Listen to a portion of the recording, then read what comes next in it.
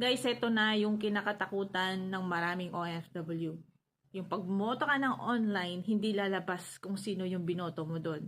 Maraming nagrereklamo ngayon sa OFW. Sa Taiwan, sa Korea, nagboto sila ng online. Pero yung mga binoto nila, hindi lumabas doon. Iba ang lumabas.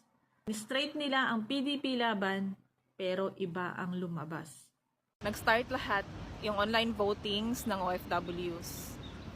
Nakakapanghina at nakakagalit kasi hindi akma yung result ng balota namin sa binoto namin, which is may mga resibo lahat. Yung binoto namin, tapos yung nakalagay sa result of my ballot of your ballot. Now, out of 12 na binoto ko, yung pumasok lang is 3 or 4.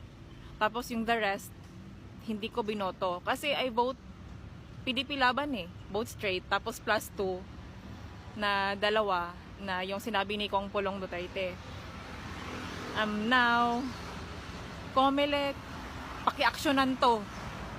Kasi hindi talaga okay. Ang daming galit na OFW ngayon dahil sa resulta or sa niluluto nyo or wow, magic sarap. Ano to? Hello Garci? Grabe. As in, aksyonan nyo yan, COMELEC. Kasi galit na galit yung ibang OFWs na bumoto. 54,000 pa lang daw yung naka-enroll dun Tapos yung iba nawawala ng gana. It's because, yan, may nakaluto na agad diba? Sayang yung boto. Kaya lahat ng OFWs, bumoto kayo, screenshot nyo, screen record nyo para may laban tayo. Kahit ireklamo man natin yan, yung pinuno ng COMELEC, kaalyado ni Bangag.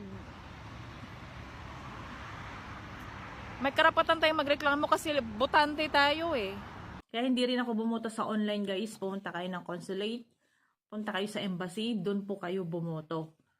Pag online kasi hindi nakakasiguro ang boto natin is talagang mapupunta sa mga taong gusto nating umupo sa ating gobyerno. Kasi alam naman natin, matagal na panahon na meron talaga at nagkakaroon ng dayaan. Lalo na ngayon, mainit ang politika sa ating bansa. So kung may pagkakataon po kayo, pumunta na lamang po kayo sa consulate, pumunta po kayo sa embahada kasi ang botohan naman po ng mga OFW ay halos isang buwan po yan. Nag-start po yan nung April 13. So ilang araw pa lang, 2 araw pa lang ang nakakalipas pero may dayaan nang nangyayari.